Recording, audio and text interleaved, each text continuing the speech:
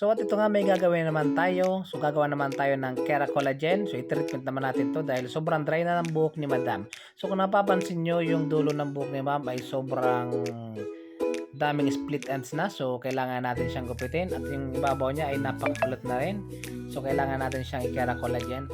At ito nga pala diretso nagpaputs pa na rin si Madam. So para isa na makarelax si Ma'am.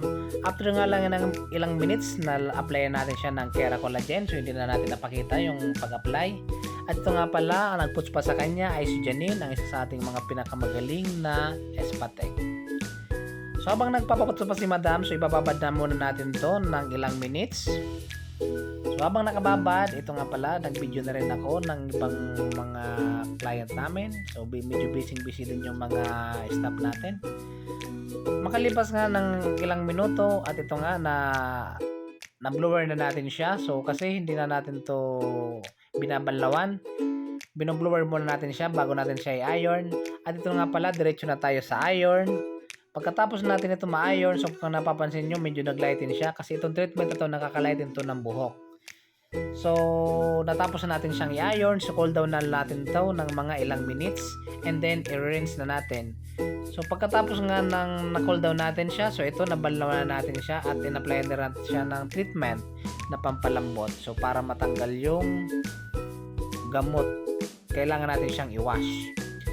So pagkatapos nga na-blower natin siya ng 100%, so ito na ang naging result niya. So mas naglighten yung buhok ni Madam kasi itong treatment na Kera Collagen ay nakaka-light din to.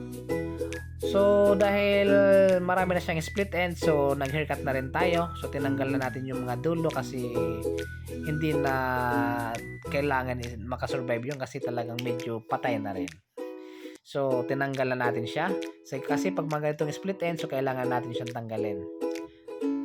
So nagupitan na natin siya. So ito na yung naging result ng buhok ni Madam. So smooth na siya. Wala na yung sobrang dry at saka maganda na siyang tignan. So malambot na. At ito nga yung before niya. So kung napapansin nyo, sobra talagang dry niya. So after ng ilang oras, natapos na natin siya. At ito na yung naging result. So napakaganda na ng buhok ni Madam. Kaya sa mga gustong magpa-treatment dyan, Kera Collagen or kahit anong treatment, reband, visit po kayo dito sa Glowell Salon Spa, Yasiano. Thank you!